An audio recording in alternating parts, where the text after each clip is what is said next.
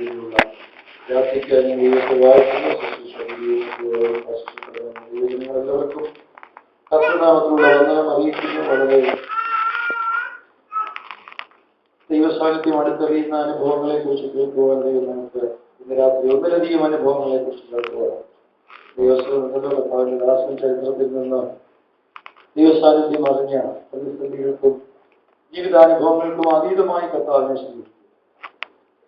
പാട്ടോടെ പാടിയപ്പോൾ ഞാൻ ഒന്ന് പാടാൻ ശ്രമിച്ചിങ്ങനെ ഇഷ്ടമല്ല, മറ്റൊന്നുമല്ല. എനിക്കത് പാടാനുള്ള സമർപ്പണം ഉണ്ടോ എന്ന് ഞാൻ ഒന്നൊരാൾക്ക് ചിന്തിച്ചു. ഇല്ല, വിപുലമായ കൃഷി മതി, കർത്താവ് മതി എന്ന് ഈ സിറ്റുവേഷനിൽ നോക്കാം. പക്ഷേ നമ്മുടെ വിശ്വാസം ചോദ്യം ചെയ്യപ്പെടുന്ന അനുഭവങ്ങളിലേക്ക് നാം പോകുമ്പോൾ എങ്ങനെയാകും എന്ന് ഞാൻ ചിന്തിച്ചു. അങ്ങനെ ചിന്തിച്ചുകൊണ്ടിരുന്നപ്പോഴാണ് പ്രിയ സാക്ഷ്യം എപ്പോഴും അപ്രതീക്ഷിതമായത് പ്രതീക്ഷിക്കുന്ന ലോകത്തിലാണ്. ഏത് പക്ഷെങ്കിൽ അനുകൂലമോ പ്രതികൂലമായ സാഹചര്യത്തിൽ മാറി മറിയാത്തൊരു ഹൃദയമായി നമ്മുടെ ഹൃദയം തീരേണ്ടതിന് വേണ്ടി നമുക്ക് പ്രാർത്ഥിക്കുകയും ആ അവസ്ഥയിൽ നാം എത്തുമ്പോൾ അതിന് വേണമെങ്കിൽ പറയാൻ വിശ്വാസ ജീവിതമുണ്ട്. പറഞ്ഞ മനസ്സിലായോ? അനുകൂലമോ പ്രതികൂലമായ സാഹചര്യങ്ങൾ എത്തുമാകട്ടെ, ആ സമയത്ത് മാറി മറിയാത്ത ദൃഢതയോടെ നിൽക്കാൻ കഴിയുന്ന ഒരനുഭവത്തിലേക്ക് എന്ന് നമ്മുടെ മാനസിക നിലവാരം ഉയരുമോ അന്ന് വേണമെങ്കിൽ അതിനെ വിളിക്കാം വിശ്വാസ ജീവിതം. ആ മാറ്റത്തിന് വേണ്ടി ദൈവത്തോട് ദിവസങ്ങൾ യാചിക്കും, ആ പുരോഗതിക്ക് വേണ്ടി പ്രാർത്ഥിക്കണം. അൺചേഞ്ചിങ് ട്രസ്റ്റ് എന്നാണ് വിശ്വാസത്തെ കുറിച്ച് ഒരു നിർവചനം പറഞ്ഞത്. Unchanging trust without considering the situation. സാഹചര്യങ്ങളെ കണക്കിലെടുക്കാതെയുള്ള അചഞ്ചലമായ ആശ്രയം, അതാണ് വിശ്വാസം. നമുക്ക് പ്രാർത്ഥിക്കാം. നമ്മൾ കഴിഞ്ഞ ദിവസങ്ങളിൽ ചിന്തിച്ചുകൊണ്ടിരിക്കുന്ന ഭാഗം തന്നെ ദൈവാത്മാവിന്റെ മനസ്സിൽ ഇങ്ങനെ തട്ടി നിർത്തി. വേറൊരു ഭാഷയിൽ പറഞ്ഞാൽ പത്രോസ് പിടിവിടുന്നില്ല, എന്റെ ഫോൺ ഇങ്ങനെ നിൽക്കുവാണ്. അല്പം കാര്യങ്ങളുണ്ട് ആ ഭാഗത്തു നിന്ന്. ദൈവത്തെ ഇങ്ങനെ കരിക്കുമ്പോൾ പ്രാർത്ഥനയ്ക്ക് വേണ്ടി ആഹ്വാനം ചെയ്തുകൊണ്ടിരുന്നപ്പോൾ പെട്ടെന്ന് തന്നെ ഹൃദയത്തിലേക്ക് ഒരു ചിന്തയോടെ ദൈവാത്മാവ് കൊണ്ടിട്ടു. പ്രതിസന്ധിക്കകത്ത് നിൽക്കുമ്പോൾ പത്രോസ് കർത്താവിനെ വിളിച്ചു, നാഥ, ഞങ്ങൾ രാത്രി മുഴുവൻ. അത്ഭുതം കണ്ടു കഴിഞ്ഞപ്പോ പത്രോസിന്റെ വിളി മാറി, കർത്താവെ ഞാൻ പറഞ്ഞു. അപ്പൊ എനിക്കൊരു കാര്യം മനസ്സിലായി. ഇരുന്നപ്പോൾ കർത്താവിനെ ഓർപ്പിച്ചതാണ് ആ രണ്ട് വേർഡുകൾ. ഞാൻ മലയാളത്തിൽ മാത്രമാണോ ഇനി അധികാരികമായിട്ടുണ്ടോന്നെ ഒന്ന് പരിശോധിച്ചപ്പോൾ സ്തോത്രം. ആദ്യത്തെ വിളി നിസ്സഹായതയിൽ, ശൂന്യതയിൽ, ഒന്നും കിട്ടാത്ത അവസ്ഥയിൽ പത്രോസ് യേശുവിനെ വിളിക്കുന്നത് മാസ്റ്റർ എന്നാണ്. എന്നാൽ ഭയങ്കര ഒരു ചാകര കണ്ടു കഴിഞ്ഞപ്പോൾ, വലിയൊരു വിടുതൽ അത്ഭുതം മുന്നിൽ വന്നു കഴിഞ്ഞപ്പോൾ അതിനേക്കാൾ വലിയ നിസ്സഹായതയിലേക്ക് പത്രോസ് മാറ്റപ്പെട്ടു. അത് നിങ്ങൾ ചിന്തിച്ചിട്ടുണ്ടോ? പല രാത്രി മുഴുവൻ അധ്വാനിച്ചിട്ട് ഒന്നും കിട്ടാത്ത ഒരു നിസ്സഹായതയിൽ നിന്ന് എന്ത് ചെയ്യണമെന്ന് അറിയാൻ വയ്യാത്തൊരു നിസ്സഹായം. മനസ്സിലാകുന്നുണ്ടോ? ഒരു 50 മീൻ അല്ലെങ്കിൽ 100 മീനെ കിട്ടിയാൽ എങ്ങനെ വേണേലും വിറ്റ് അത് കാശാക്കാം. പക്ഷെ ഈ 2 പടകും മുങ്ങുമാറാകോളം മീൻ കിട്ടിയാൽ റെഫ്രിജറേറ്റർ ഇല്ലാത്ത കാലത്ത് എന്തോ ചെയ്യാൻ പറ്റും? ഞാൻ ഇന്ന് രാത്രി പറയട്ടെ, അത്ഭുതം തന്ന് നമ്മുടെ കണ്ണ് തെളിക്കാനല്ല കർത്താവിന്റെ ആഗ്രഹം. അതിനപ്പുറത്തൂടെ കർത്താവിനെ കുറിച്ചുള്ള ഒരു വലിയ കാഴ്ചപ്പാട് ഇന്ന് രാത്രി പ്രാപിച്ചെടുത്താൽ നമുക്ക് ദൈവത്തിനെ പ്രാർത്ഥിക്കാം. കർത്താവെ എന്ന് വിളിക്കാൻ, അല്ലെങ്കിൽ മാസ്റ്റർ എന്നല്ല, നാഥ എന്നല്ല, അതിനേക്കാൾ ഉപരിയായി ഹല്ലേലൂയ സ്തോത്രം. എനിക്കൊന്നും ചെയ്യാൻ കഴിവില്ല, ഞാനൊന്നിനും പ്രാപ്തിയുള്ളവരല്ല, എനിക്ക് ഒരു കാര്യത്തിനുമുള്ള ശക്തിയില്ല. നീ എന്തെങ്കിലും പറഞ്ഞാൽ, നീ എന്തെങ്കിലും ആലോചിച്ചാൽ, നിനക്കെന്തെങ്കിലും താല്പര്യമുണ്ടെങ്കിൽ, നിനക്കെന്തെങ്കിലും ഇഷ്ടമുണ്ടെങ്കിൽ അതിന് ഞാനിതാ നിന്റെ കർത്തൃത്വത്തിന് വിധേയപ്പെടുത്തുമെന്ന് എന്ന് നമുക്ക് പറയാൻ കഴിയുമോ? അതിന് പറയുന്ന പേരാണ് ക്രിസ്തീയ ജീവിതം.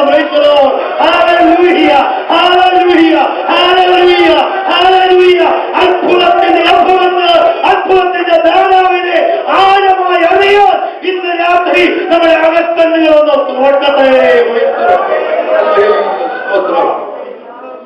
പഴയ നിയമത്തിൽ എല്ലാവരും വിളിക്കുന്ന നാഥായിരുന്ന ഹല്ലേലൂയ സ്തോത്രം. ഞാൻ ദൈവശാസ്ത്ര ചിന്തയിലേക്ക് പോകുന്നില്ല. ബൈബിൾ കോളേജിലൊക്കെ പറയാറുള്ളത് പോലെ പഴയ നിയമം മൊത്തം നാഥനും ദാസനും തമ്മിലുള്ള ബന്ധമാണ്. യജമാനനും ദാസനും തമ്മിലുള്ള ബന്ധമാണ് പഴയ നിയമത്തിൽ മുഴുവൻ. എന്നാൽ അതിൽ നിന്ന് നമ്മളെ ഉയർത്തി ഒരു കുടുംബ ബന്ധത്തിലേക്ക് കൊണ്ടുവരാനാണ് കർത്താവ് ഇത്രയും ത്യാഗത്തിൽ മനസ്സിലാകുന്നുണ്ടോ? Hallelujah hallelujah. ഒരു യജമാനന്റെ അടുക്കൽ ചെന്ന് അഭയാദന കഴിച്ച് അയാൾക്ക് ഇഷ്ടമുണ്ടെങ്കിൽ എന്തെങ്കിലും തരിക, ഇല്ലെങ്കിൽ കവടി പുറത്താക്കുക. ഈ പ്രമാണമാണ് പഴയ നിയമത്തിൽ കാണുന്ന മൊത്തം. ന്യായപ്രമാണം അങ്ങനെയുള്ള ബന്ധത്തിലാണ് എന്തെങ്കിലും. അവിടെ നിന്ന് ഒരപ്പനെ വെളിപ്പെടുത്താനാണ് കർത്താവ് ഭൂമിയിൽ വന്നത്. ഒരപ്പനെ വെളിപ്പെടുത്താൻ ഏത് സമയത്തും ഏതവസ്ഥയിലും. അപ്പൊ ദൈവാത്മാവ് തന്നെ അടുത്തൊരു ഭാഗം കൂടെ കൊണ്ട് പ്രകാശിപ്പിച്ചു. രൂപത്തിൽ തന്നെയുള്ള വീട്ടിൽ നിന്ന് പോയി അപ്പനുള്ള മുതലെല്ലാം മുടിച്ച് നശിപ്പിച്ച് എല്ലാം കളഞ്ഞു കുളിച്ച് ഇനിയും ആ വീട്ടിലോട്ടോ അയലോക്കത്തോട്ടോ ആ മുഖത്തോട്ടോ നോക്കാനുള്ള എല്ലാ ത്രാണിയും നഷ്ടപ്പെട്ടിട്ടും അപ്പ എന്ന് വിളിക്കാനുള്ള ആ കൃപ നഷ്ടപ്പെട്ടില്ല. മടങ്ങി വരാൻ ആലോചിച്ചപ്പോഴേ അവൻ തീരുമാനിച്ചു, ഞാൻ ചെന്ന് അപ്പാന്ന് വിളിക്കും. അതുപോലെ അവൻ തിരിച്ചു വന്ന് വിളിച്ചു. ഇനിയും വചനം പരിശുദ്ധാത്മാവ് എഴുതിയേക്കുന്നതിനകത്തെ ആ സൗന്ദര്യം പലപ്പോഴും എനിക്ക് തോന്നാറുണ്ട്. എന്താണെന്നറിയാമോ? ഇവൻ ആദ്യം പന്നിക്കൂട്ടത്തിന്റെ അടുത്തിരുന്ന് തീരുമാനം എടുത്തോ പറഞ്ഞു, ഞാൻ വീട്ടിലോട്ട് ചെന്നിട്ട് അപ്പനോട് പറയാം, അപ്പ ഞാൻ സ്വർഗത്തോട് നിന്നോളും, ഇനി നിന്റെ മകനെന്ന് വിളിക്കപ്പെടാൻ കേട്ടോ, അപ്പനും മകനും. ആ ബന്ധത്തിന് എനിക്ക് ഒരിക്കലും ഒരു യോഗ്യതയില്ല എന്ന് പറഞ്ഞാൽ പഴയ നിയമം പറയുന്ന ഒരു ഭയപ്പെടേണ്ട ഒരു വലിയ യജമാനും ഞാൻ ഇങ്ങനെ അകന്നു നിൽക്കുന്ന ഒരു ദാസനും അതെനിക്ക് പറ്റുന്നു എന്ന് പറഞ്ഞ് ഈ അതിന് അവൻ അടുത്ത ഒരു ക്ലോസ് കൂടെ അവൻ കണ്ടുപിടിച്ചു. എന്താണെന്നറിയാമോ? ഞാൻ എന്റെ മകൻ എന്ന് വിളിക്കപ്പെടാൻ യോഗ്യനല്ല. അടുത്ത ഒരു ക്ലോസ് കൂടെ അവൻ മനസ്സിൽ കണ്ടിട്ട് പോവാ. എന്താണെന്നറിയാമോ? നിന്റെ കൂലിക്കാരിൽ ഒരുത്തനെ പോലെ എന്ത് ചെയ്താൽ മതി. അപ്പം മകനെന്നുള്ള അവസ്ഥയിൽ നിന്ന് ഇവന്റെ മനസ്സിൽ എവിടം വരെ പോയി? ഇവൻ അവനെ തന്നെ താതാത്മ്യപ്പെടുത്തുന്നത് ആരോടാ? അവിടെ ദൈവം എനിക്കൊരു വെളിപ്പാട് തന്നു. രക്ഷിക്കപ്പെട്ടൊരു സ്ഥാനപ്പെട്ടു ഒത്തിരി നാളായെങ്കിലും നമ്മളിപ്പോ ആരോട് താരതമ്യപ്പെട്ടുകൊണ്ടിരിക്കുക? കൂലിക്കാരോട് താരതമ്യപ്പെടുത്തുന്ന ആ ലെവലിൽ നമ്മൾ എന്ത് ചെയ്യണം? ഉയരണം. ക്രിസ്തു രക്തം തന്നപ്പോൾ, ക്രൂശിൽ രക്തം ചൊരിഞ്ഞപ്പോൾ ബന്ധം മാറി, രക്തബന്ധമായി മാറി. ഹല്ലേലൂയ. അങ്ങനാണെങ്കിൽ ആ ഭവനത്തിന്റെ സ്വാതന്ത്ര്യം. ഞാൻ പണ്ട് മുതലേ പ്രസംഗിക്കുമ്പോൾ ഈ പ്രകാശനം എന്റെ ഹൃദയത്തിൽ വന്നപ്പോഴൊക്കെ ഞാൻ പറയാറുണ്ട്, നാട്ടിൽ ചെന്ന് ബന്ധമനുസരിച്ച് ആ വീട്ടിനകത്തോട്ട് കയറുന്നു. ഡോറ് തുറന്ന് കിടക്കുമ്പോൾ ബെല്ലടിച്ച് നിൽക്കുകയാണെങ്കിൽ ബന്ധത്തിന് എന്തോ കുഴപ്പം. നമ്മുടെ സ്വന്തം വീട്ടിൽ ഇവിടെ നമ്മുടെ നാട്ടിലോട്ട് ചെന്നു സ്വന്തം വീട്ടിനകത്തോട്ട് ഡോറ് തുറന്ന് കിടക്കുക, അപ്പനകത്ത് ഇരിപ്പുണ്ട്, നമുക്ക് ബോധ്യമുണ്ട്. അതൊക്കെ ചെന്ന് ബെല്ലടിച്ച് നിൽക്കുകയാണെങ്കിൽ ബന്ധം കുഴപ്പമാണ്. എന്നാൽ സ്വാതന്ത്ര്യത്തോട് ആ ഡോറിനകത്തോട് നേരെ കരുക്കൾ വരുമ്പോൾ ആ ബന്ധത്തിന്റെ ഊഷ്മളതയാണ് മനസ്സിലാകുന്നുണ്ടോ? അതുകൊണ്ട് പുതിയ നിയമം നമുക്ക് വെച്ച് നീട്ടിയിരിക്കുന്നത് എബ്രായ ലേഖനകാലം പറഞ്ഞത് ധൈര്യത്തോടെ എവിടെ വരപ്പുക, അങ്ങ് കൃപാസനത്തോട് അങ്ങ് വരപ്പുകളെ ഒന്നും വിഷയമാക്കണ്ട, ഒന്നും ചിന്തിക്കേണ്ട.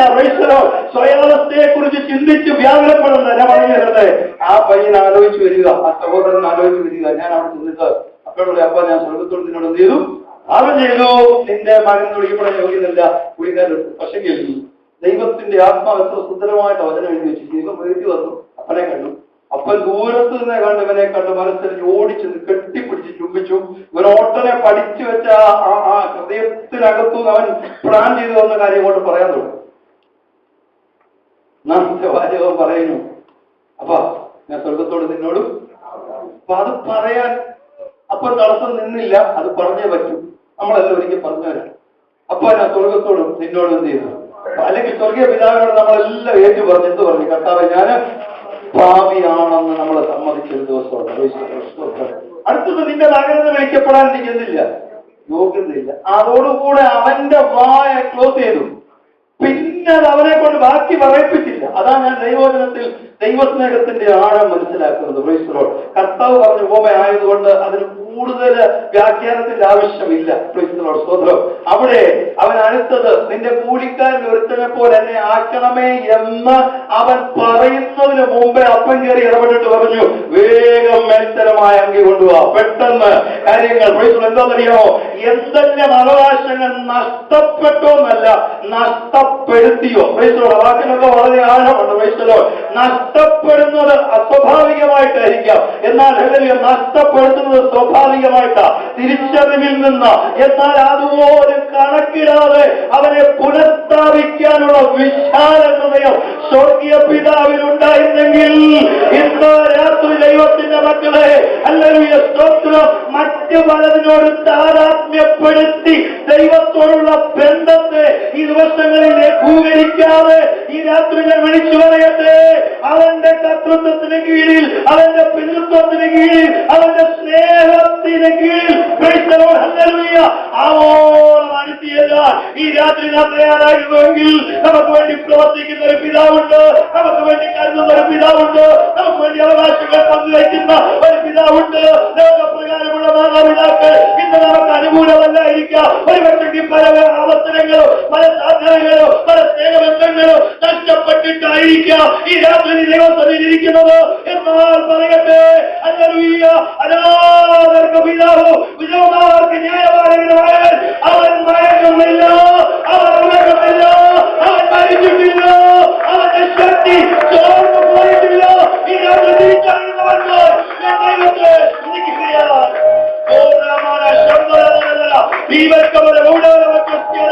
ദൈവമക്കൾ ഒരു നിമിഷം ആത്മാവിനോട് പ്രാർത്ഥിച്ച് ഹൃദയങ്ങൾ ഈ രാത്രിയൊന്ന് ശക്തി ലാഭിക്കട്ടെ. നിങ്ങൾ അടുത്തിരിക്കുന്ന സഹോദരി, നിങ്ങൾ അടുത്തിരിക്കുന്ന സഹോദരൻ, നിങ്ങൾ എടുത്തിരിക്കുന്ന സഹോദരി ഒരു തളർന്നായിരിക്കുക. ഈ ആയത്തിൽ ഓർത്തത് എന്നാൽ അവരുടെ ജീവനിരാശയായിരിക്കട്ടെ.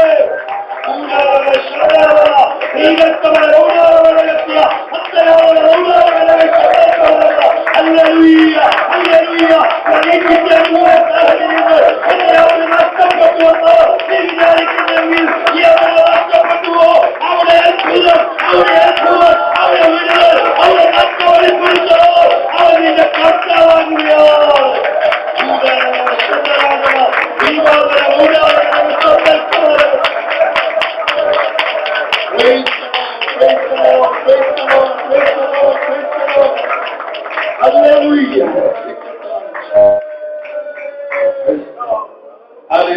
വേഗത്തിൽ മുമ്പോട്ട് പറഞ്ഞ് ചിന്തകളെ മുമ്പോട്ട് കൊണ്ടുപോകാൻ ആഗ്രഹിക്കുന്നു.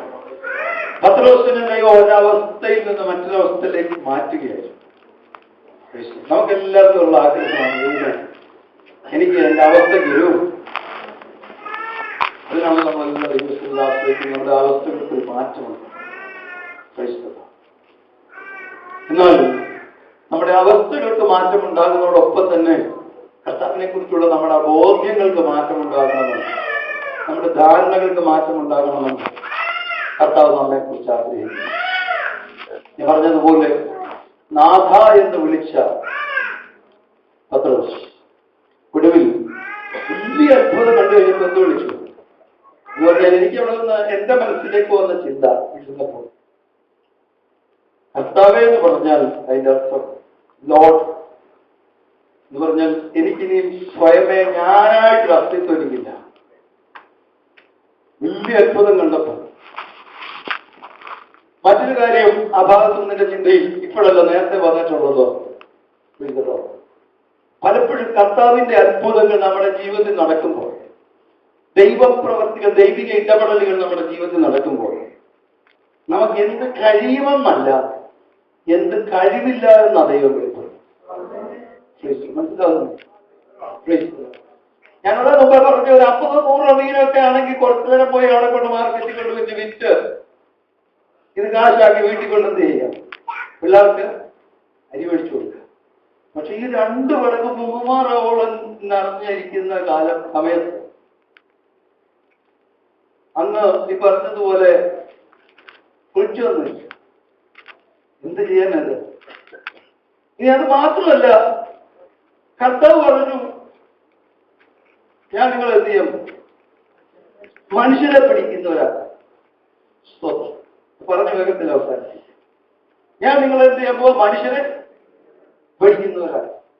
ഉടനെ അവർ എന്ത് ചെയ്തു? എന്താ 11-ാം വാക്യം 5-ാം അധ്യായം ലൂക്കോസിന്റെ സുവിശേഷം. പിന്നെ അവർ പടകുകളെ കരയ്ക്ക് അടുപ്പിച്ചിട്ടു. സകലവും വിട്ട് അവനെന്ത് ചെയ്തു? അപ്പൊ എന്ത് ചെയ്യാൻ മീനല്ല? ഞാൻ രാത്രി ദൈവം എന്നോട് നിങ്ങളോട് ഒരു പ്രത്യേക ദൂത് ദൈവം പറഞ്ഞു. ചില നിസ്സഹായതകൾ ദൈവം നമ്മളെ കൊണ്ട് നിർത്തിയിട്ട് നിറയ്ക്കുന്നത്, അനുഗ്രഹിക്കുന്നത് ആ അവസ്ഥയിൽ തുടരാനല്ല, അതിനടുത്ത ലെവലിലേക്ക് മാറാനാണ്. രാത്രി ഞാൻ പറയട്ടെ, ചില സാഹചര്യങ്ങളിൽ നമ്മളെ ദൈവം കൊണ്ട് നിർത്തി, ചില അത്ഭുതങ്ങൾ നമ്മുടെ ജീവിതത്തിൽ ചെയ്ത്, ചില വിടുതലുകൾ നമ്മുടെ ജീവിതത്തിൽ ചെയ്ത്, പ്രതീക്ഷിക്കാത്ത വലിയ വിടുതലും അത്ഭുതമൊക്കെ ചെയ്യുമ്പോൾ കർത്താവിന്റെ ഉദ്ദേശം എന്താണെന്നറിയാമോ? അവിടെ പിന്നെ ഇരിക്കാനല്ല, അടുത്ത ലെവലിലേക്ക് നാം ഉയരാൻ അവസരം. ഒരു അധ്യാപകന്റെ ആഗ്രഹം താൻ പഠിപ്പിക്കുന്ന എല്ലാ കുട്ടികളും അല്ലെങ്കിൽ സ്തോത്രം, ഞാൻ 8ാം ക്ലാസ്സിലെ അധ്യാപകന, ഈ കാലം മുഴുവൻ നല്ല കുറെ കുട്ടികളെ കിട്ടി, എല്ലാ വർഷവും അവർ ഇവിടെ തന്നെ ഇരിക്കട്ടെന്നല്ല, അവരടുത്ത ക്ലാസ്സിലേക്ക് ഉയരണം, അവരടുത്ത വഴിയിലേക്ക് ഉയരണം, അവരടുത്ത നന്മ കാണണം, അവരടുത്ത നിലവാരത്തിലേക്ക് മാറണം. ഇന്ന് രാത്രി ആത്മാവ് ചോദിക്കുന്നു, രക്ഷിക്കപ്പെട്ട നാൾ മുതൽ അത്ഭുതങ്ങളെ കാണിച്ച്, വിടുതലുകളെ തന്ന്, കുടുംബ പശ്ചാത്തലത്തിൽ മാറ്റങ്ങളെ തന്ന്, തലമുറകളുടെ വിഷയങ്ങൾ ഇടപെട്ട് ദൈവാത്മാവ് നിരന്തരം നമ്മുടെ ജീവിതത്തിൽ ഓരോ പടി പ്രവർത്തിക്കുമ്പോൾ ഇന്ന് അപ്പൻ സ്വർഗത്തിൽ നിന്ന് നോക്കുന്നു. അടുത്ത നിലവാരത്തിലേക്ക് നാം മാറിയോ? അടുത്ത നിലവാരത്തിലേക്ക് നാം ഉയർന്നോ?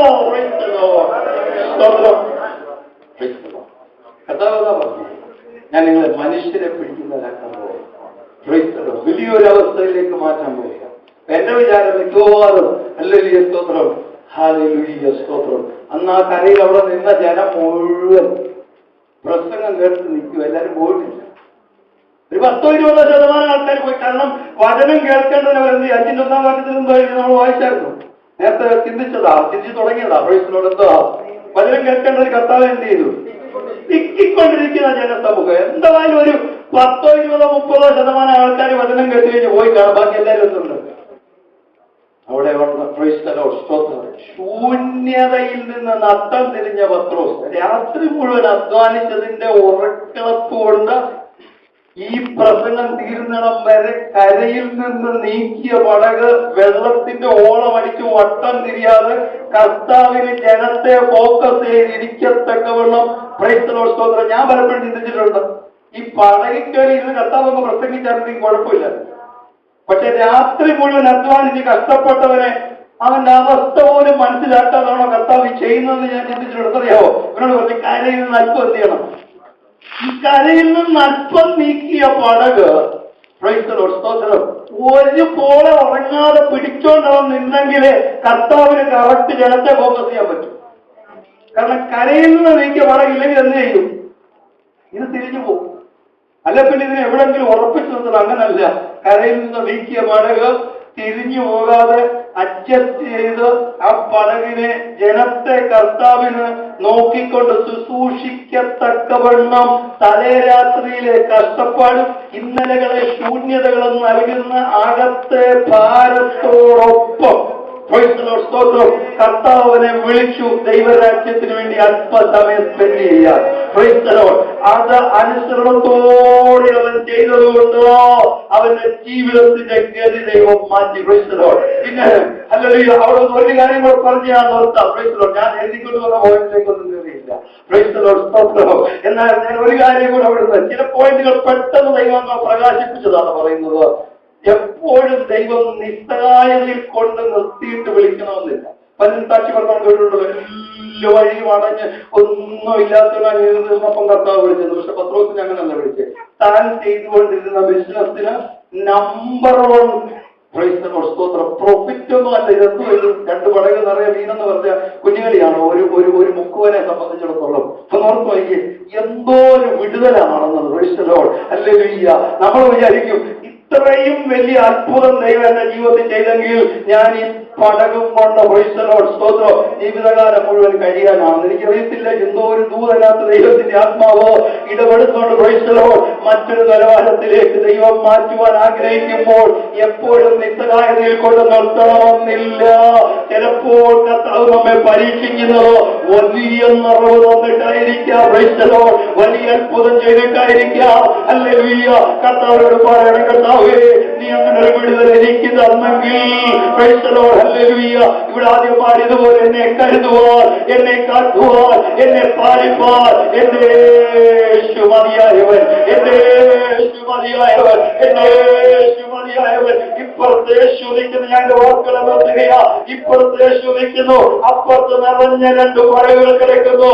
ഇന്ന് രാത്രി ദൈവം ചോദിക്കുന്നു, ഹല്ലേലൂയ, ഒരു ത്യാഗം, ഒരു വെളിപ്പെടുന്നത് പറയാം, ഒരു ത്യാഗവും ചെയ്യാതെ കരയ്ക്ക് സുഖമായിട്ട് കിടന്നുറങ്ങിയ കൂട്ടാളികളെ കൂടെ വിളിച്ച് അവരുടെ പറവ് നടത്തിയിട്ട് ശീമോൻ പത്രോസിനെ ഹല്ലേലൂയ കർത്താവ് വിളിക്കുമ്പോൾ ആരെങ്കിലും ഹല്ലേലൂയ തന്റെ പറകിനകത്ത് കഷ്ടപ്പാടിന്റെ മൂർധന്യതയിൽ കിട്ടിയ നിറവിനെ ആരെങ്കിലും പിറക്കിക്കൊണ്ട് പോകുന്നത് മാനുഷിക നിലവാരത്തിൽ കണ്ടാസ്വദിക്കാൻ കഴിയത്തില്ല.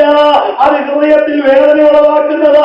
എന്നാൽ അതിനേക്കാൾ വലിയ ദർശനം ഇപ്പോഴത്തെ കർത്താവിന്റെ കണ്ണിൽ കണ്ടതുകൊണ്ട് അവനത് ചെറുതായി തോന്നി. ഇന്ന് രാത്രി എല്ലാവരും തലവണക്കാം, നമ്മൾ പ്രാർത്ഥിക്കാൻ പോകുക. അടമാനക ശബ്ദം പ്രവചിച്ചെത്തിയ ദൈവാത്മാവ് പ്രവചന തോന്നിൽ ഇന്ന് രാത്രി എന്നോട് ദൈവാത്മാവ് പറയുന്നത് ഞാൻ വിളിച്ചു പറയട്ടെ.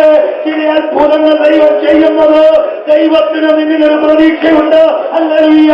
നീ ഇന്ന് നിന്റെ സ്വന്തം അധ്വാനത്തിൽ നീ കാര്യങ്ങൾ ചെയ്തുകൊണ്ടിരുന്നു. നിന്റെ കർത്താവ് നീ തന്നെയായിരുന്നു. എന്നാൽ മറ്റൊരു യജമാനന്റെ കമ്പനിയിലേക്ക്, മറ്റൊരു യജമാനന്റെ വളർച്ചയിലേക്ക്, മറ്റൊരു യജമാനന്റെ കമ്പനിയിലേക്ക് നിന്റെ കഴിവുകളെ വെച്ചുമാറാൻ വിട്ടുകൊടുക്കാൻ ഹല്ലേലൂയ. ഇന്നലെ ദൈവാത്മാവ് ചിലർ ആഹ്വാനം ചെയ്യുമ്പോൾ എല്ലാവരും പ്രാർത്ഥിക്കണം. ഒറ്റക്കുട്ടികൾ അലക്ഷ്യരായിരിക്കുന്നത് പരിശുദ്ധാത്മാവ് ഈ ആലയത്തിന്റെ നടുവിൽ സ്പർശിക്കട്ടെ, സംഭവിക്കട്ടെ, രൂപാന്തരങ്ങൾ, തീരുമാനങ്ങൾ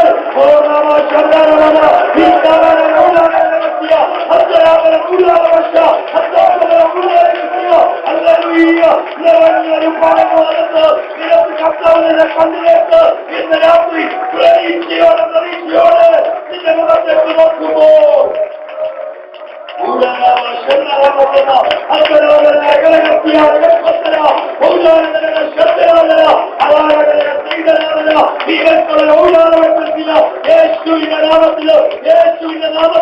ദൈവത്തിന്റെ പ്രതീക്ഷ എന്റെ ഇന്ന് അവൻ വിളിക്കുകയാണ്. അവൻ നിന്നെ കരുതും, അവൻ നിന്നെ മാനിക്കും, അവൻ നിന്റെ വെളുത്തര പിടിക്കും, കാലുകളിൽ അവൻ നിന്റെ തല പിടിക്കും, അവൻ നിന്നെ ഉയർത്തും, അവൻ നിന്നെ മാനിക്കും. ആരും പറയാമെന്ന് പറയാം, ആരും ചെയ്യാമെന്ന് ചെയ്യാം, ആരും എടുക്കാമെന്ന് എടുക്കുക, ആരും നിൽക്കാമെന്ന് നിൽക്കുക. ഈ മനുഷ്യൻ